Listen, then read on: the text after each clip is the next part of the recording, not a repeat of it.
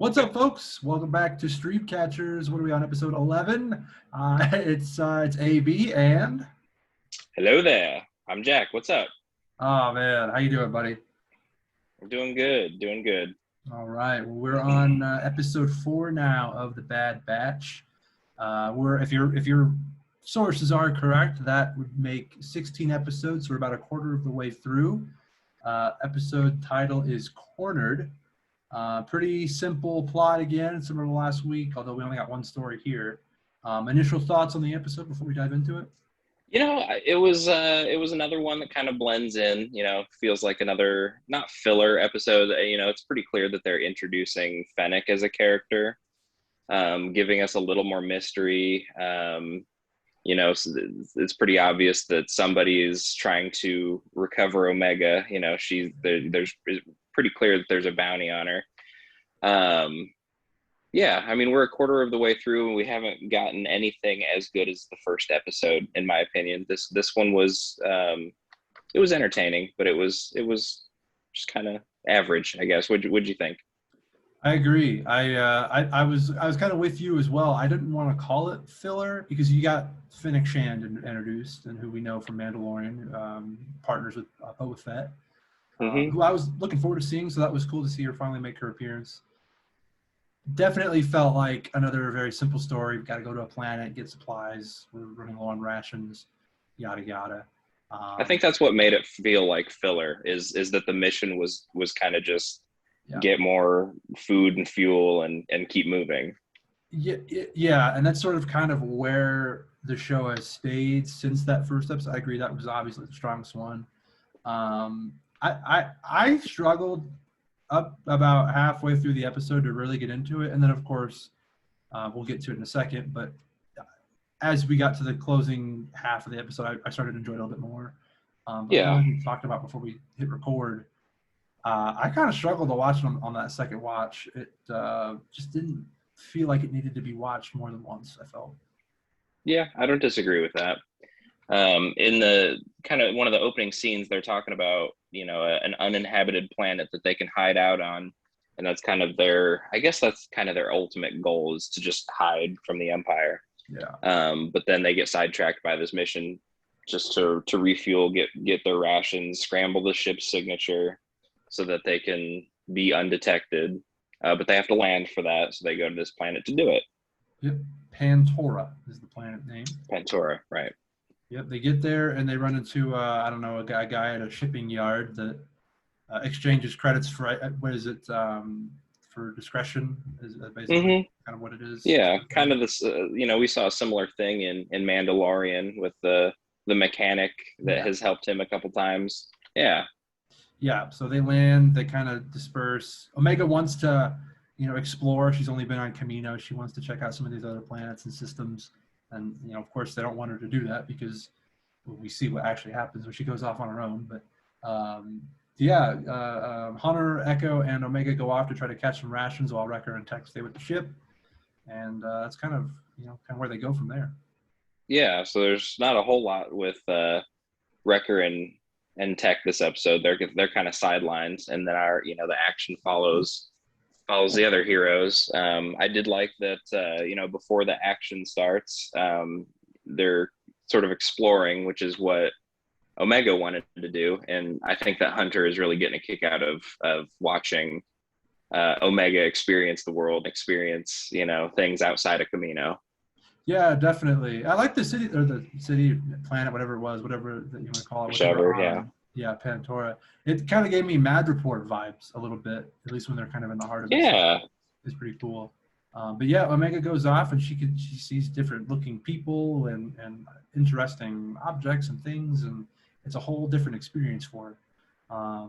But they go off and they want to get some credits, and so of course Hunter and Echo decide that they're going to... Well, Echo, we should mention, is in disguise so that he doesn't look like they have clones walking around. So right, because he's the only one that needs to be really, really disguised because his face is super recognizable. Exactly. So he's dressed up like a droid, and they go to this shop and they trade him for about 3,000 credits under the assumption that you could just break away and it won't be a big deal. Right. They sort of leave Echo behind, and at this point, Omega gets separated from Hunter, and Hunter's trying to find her, and of course they're panning back to the ship with Wrecker and Tech. And why are they taking the ship apart again? Are they just trying to fix a part, or? They had to take out a part so that they could scramble the ship's signature. That's That's kind right. of all they really gave us. So they had to, I guess, they had to take a bunch of stuff out to get to that. That's right. So the ship is taken apart. Omega's lost, and at this point, we are introduced to Fennec Shand, who again we know from Mandalorian, a bounty hunter who later on in the Star Wars timeline will team up with Boba Fett. But here, mission's pretty clear: find, capture, and bring Omega back to Kamino, so that the Empire can deal with her.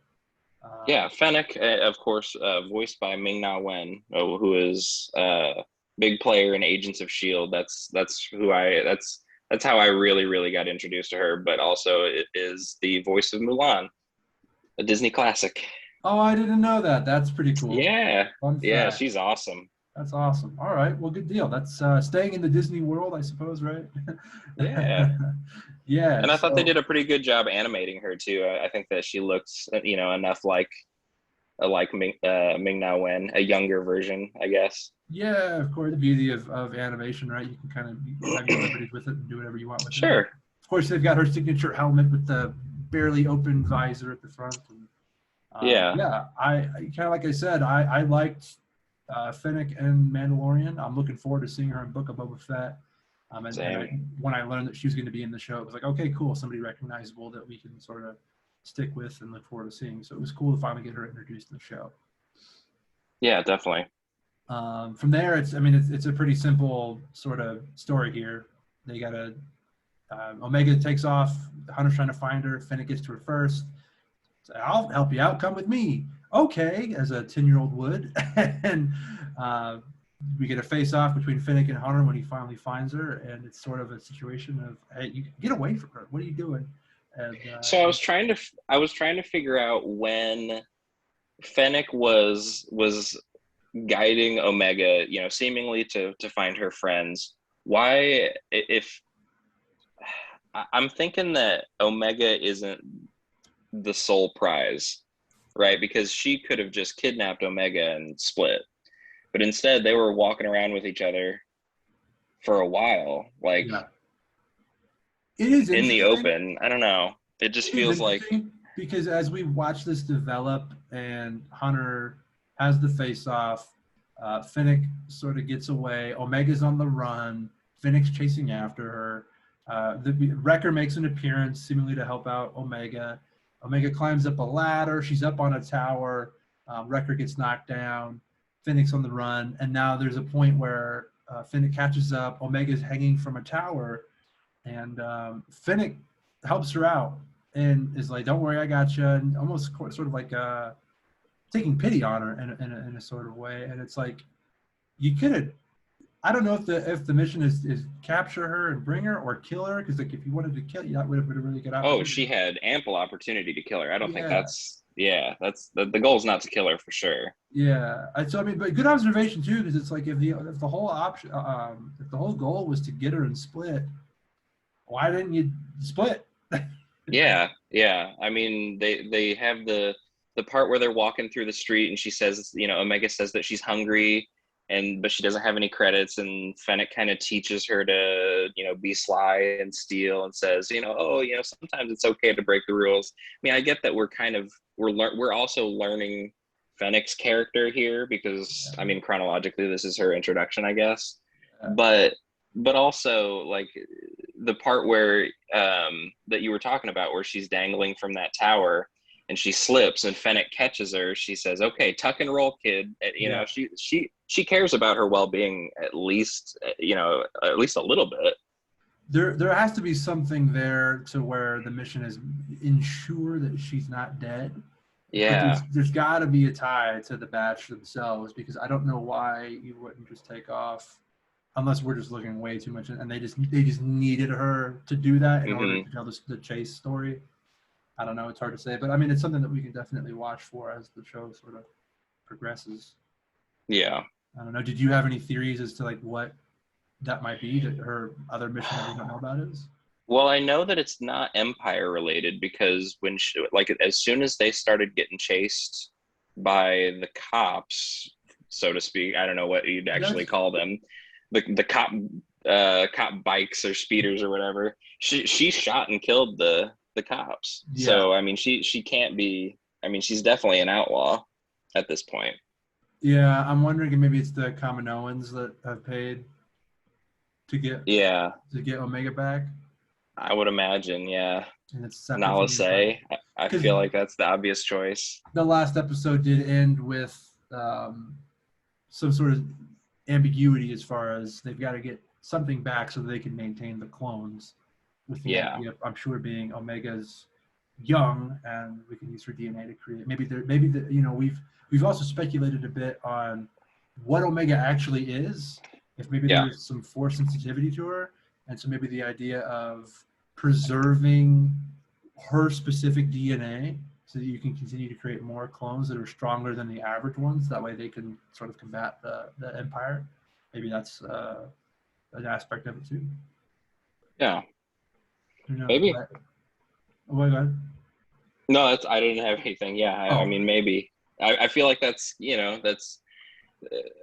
we don't get a whole lot of new clues, I guess. right. It feels like a pretty obvious connection to the Kaminoans needing to get her back, and there's not a whole lot more at play, but they do kind of shadow a mystery, at the end, like, oh, we got to find out who hired it. I don't know. Maybe I'm reading it wrong. Maybe they're just saying those lines because like they don't know that. We as the Right. audience know, but they don't. I don't know.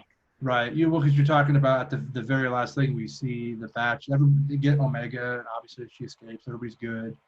Right. Put the ship back together. It's a funny little section too, where Echo, who we last saw with the droid, with the shop, they traded him for credits. He's in like a closet type area with a couple of R2 units, a C3PO esque type droid, and Hmm. another not R2 unit but smaller mechanic droid, I suppose you could say. And he's working with them, and then he takes that gang with him to go back to the ship so they can fix the ship. And of course, they get Omega. It's a pretty fun chase. It's definitely the highlight of the episode. I Um, agree. but you made mention of Fennec shooting the cops. A few of the cops from the planet see this person dangling from a ship that's on the run, a speeder that's on the run, and they're like, "What the hell?" So they chase after, her, and you get a bit of that. And it's a fun little sequence there. Easily the highlight of the show. But we Yeah, end they with get away by using that last explosive that they were talking about. They were going to yeah sell that explosive, and they couldn't get enough credits, so he uses it to blow up the speeder that Fennec was on, and that's how they get away. yeah. So fun little sequence. Nothing special. Nothing I wouldn't go out of your way to see it, but definitely Yeah, a strong part of the episode at least. And then yeah, we kind of were at the very end of the episode. The batch is all together on their ship flying away in space, and they're speculating on who Fennec is. Fennec doesn't actually get named in the show yet. We just know her because of Mandalorian. But and I actually didn't notice that. yeah, I tried to catch where she was going to get named. I don't think she ever did get named. Okay. But of course we know who she is, so it's not a big deal. Yeah, But they don't know what she's doing, what her real goal is. They assume she's trying to get Omega, but they don't really know who hired her. So that's, I guess, the cliffhanger-ish that they're leaving us yeah. on. I guess, yeah, and I guess as far as the mystery goes, I'm focused more on who hired Fennec because we as the audience know who Fennec is a little bit, but they want to know who she is and who hired her, and maybe finding out who she is, we'll actually learn a little bit more of Fennec's backstory and get into her character a little bit more. That'd be cool. Hopefully, yeah, hopefully. I'm all for more character development. Once again, we didn't get much from Echo or Tech. I was a little happy though that Echo went off with Hunter and Omega because it was just like a nice Yeah, little change up at that point. We haven't seen much from them, and so it's a little bit more for Echo. Not that they really added a bunch of depth to him, but I mean, I guess if you saw Clone Wars, right. there's a little bit more depth there The than lines where he was being offended for being sold for 2,000 credits, that was kind of funny. Like, he thought, oh, I'm worth more than that. It's like, yeah, that was good. That we're was literally stealing money from this guy. yeah, that was probably the best part of his entire appearance in this whole Yeah. season. Um, you know, again, a decent episode. I feel like I hate to sound like a broken record. This entire show series, whatever you want to call it, would be much better served as a binge. I feel like Hmm. if we weren't doing this, I don't know that I would make a point to watch every episode every week. It probably if you missed a week or two or three, and you caught up with them later down the road, that's probably you probably get more enjoyment out of it. Um, this isn't the same as Mandalorian or WandaVision or Falcon Winter Soldier. It just isn't. Yep. It's a fine show. I don't feel like it's made for kids, but I would probably enjoy it more if I was. Okay. I do think that things are going to get spicier down the road. And I think that the last few episodes are going to be a lot more noteworthy than the ones that we're getting now. But I also think that that's something to say about, WandaVision and Falcon and the Winter Soldier and even Mandalorian, with their, um, the amount of episodes that they do per season. Mando's 8, Yeah. Wanda was 8, Falcon and Winter Soldier was 6. It Yeah. feels like when you have less episodes, they definitely try to pack more of a punch per episode. Whereas Yeah. this one is 16. We're going to get some lackluster episodes like this. Yeah, those shows and the ones we're gonna get, low key, et cetera. Those shows are trying to do something to further a story in a bigger universe. Whereas this is just a show I feel that was made purely for entertainment. Hey, here's another Yeah. side story for Star Wars, right? People want more Star Wars content. This is a story we can tell. It's sort of like when you're a kid and you're watching like a SpongeBob SquarePants. Like there's no overarching story. There's no weird. It's just every episode is what it is. This is more than that, obviously, but it does in that sense. It feels like it's made for kids because kids don't need a lot of depth and all these things. They just need something that's entertaining, and this is entertaining. It just isn't like those other shows. Yeah. And it does fall in line with its predecessor very well, Clone Wars. I mean, it feels a lot like Clone Wars. Yeah, I am hoping that towards the end of the season, we get a product that is more similar to the quality of Rebels in its story. In it, yeah, I hope that it plays into a bigger picture that's then discussed um, that makes an impact, I guess, on the greater universe. hopefully, I'm sure we'll have characters developed further that may pop up in other properties that Disney and Star Wars want to produce. Again, it's a fine show. I think that if you mentioned Rebels, I don't know that I would enjoy Rebels as much if we were doing it like this. If we were watching one episode a week, I think I enjoyed Rebels so Really? much because I binged it. I think, yeah, Okay. I didn't watch it on TV. I watched it on Disney Plus. So Hmm. I feel like again, this would be much better served as a binge. But it's well written. I think they're doing a pretty good job, as simple as it is, and it's at least something to watch in the Star Wars universe that we haven't had a few years. Well, outside of Mandalorian. Yeah, I agree. I feel like probably with making the podcast, even we've put a little bit more pressure than would be needed because it is a very enjoyable show, and I don't have many complaints. But it does it's a little bit harder to talk about for a certain length of time. Whereas when we were talking about Falcon and the Winter Soldier, there's kind of just crazy huge plot threads to go with. Yeah, Every single time, jaw-dropping moments and stuff like that, and you just don't get that out of this show, and that's fine, yeah. but it's definitely a different pace. That's the thing too. Yeah, I feel like if we weren't doing this, and I enjoyed doing this, I'm glad we are. If Yeah, we were same. doing this and I was just watching it, I'd be like, okay, that was nice, and then I'd kind of go on with my day. Whereas the last few Disney Plus original shows that we've already named, those left you wanting more. I after a Mando episode, it's like I can't wait for next week. After Wanda, Yeah, for next week. And so it's the last couple weeks. It's been it's Friday. That's right. I got to watch Bad Batch. exactly. I couldn't agree more. And it's like with Mando, it's like every single day in between episodes, I'm like, God, I can't wait. I can't wait for Friday. I can't. Let's Google Mando. Let's see what Let's see news. Let's dive into. Let's rewatch the episode.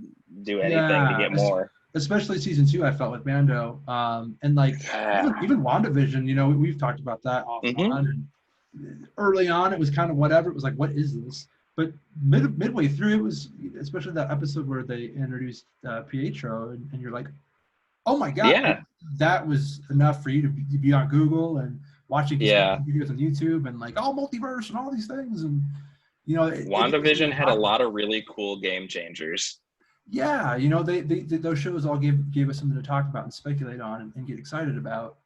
Whereas with this, I just kind of feel content when the episode's over. I don't feel the Hmm. need to get on Twitter and look and see what everyone's saying, and just Right. kind of is what it is. But here at Streamcatchers, it's our duty. It's our, yeah, and we take it in stride. It's a good way to get better at doing this. We're still young in it. So Heck yeah. one last thing I want to say about this episode. Okay. I think so far my favorite thing about Bad Batch has been Crosshair. I think that's been the biggest bit of speculation that the show has offered. And I think that's Hmm. another reason why this episode was a little flat for me. We didn't get any Crosshair, right? Right. Zero Empire. That's kind of been, episode 1 was what it was, and then episode 2 focused on the Batch. 3 brought Crosshair back in. Episode 4 has been back on the Batch. So I'm hoping next week we get a little bit more of the Crosshair story and saga, and we see more of that unfold and develop. I hope that we don't have to wait until, the finale to see Crosshair and his gang, his new group versus Bad Batch. I hope that we get a run in. I hope there is too. It felt like with Clone Wars, Asajj Ventress would pop up like every third or fourth episode or so. Right. Yeah. I would like to see more interaction. I would like to see them sort of come face to face with him and be like, "Oh, hey, man," and then he's, "You traitors," or whatever he wants to say, and get more of that to really plant some more, I guess, seeds or breadcrumbs into that story. I'd like to see a weird episode where they're forced to work together in some capacity to overcome some sort of, we got to work together or we'll all die or something. I think that would be really cool. Clone Wars did that, where it was Obi-Wan, Anakin, and Count Dooku. That's right. And it was a really good episode too. Yeah, one of the few that I remember pretty well, and so that's a page they could take out of Clone Wars' book. I think would be a really good episode and something to at least get excited about. Yeah. I'm still very optimistic about the series, and I'm still still in it, still ready to watch the episode every Friday. I don't just sometimes forget about it. Yeah, I don't want to sound like I don't enjoy it. I guess I'm just whelmed. I'm not underwhelmed. Yep. I'm not overwhelmed. It's different. It's a different. It's different. It's different. It is what it is. If you're a Star Wars fan, it's worth checking out. Especially if you liked Clone Wars and Rebels. It's just right in the same vein. It's just, we're still early in it, right? I think by the end of the season, and we'll be able to say, yeah, it's comparable to these shows. But right now, it's just kind of like, I want more. I'm conditioned to having more. So that's all I've got. You got any final thoughts? I have no new notes. That's all I've got. All right. Well, appreciate anybody that jumped in and listened to us ramble a little bit about this episode. If you caught the episode and you want to let us know what you thought about it, feel free to leave a comment on YouTube or check out our social media accounts that are in the show notes. Again, we appreciate anybody that's listening and watching and consuming however you can. Feel free to leave us any reviews or ratings or anything you can. It helps us out a lot. And until next week, keep on keeping on. All right, we will catch you later.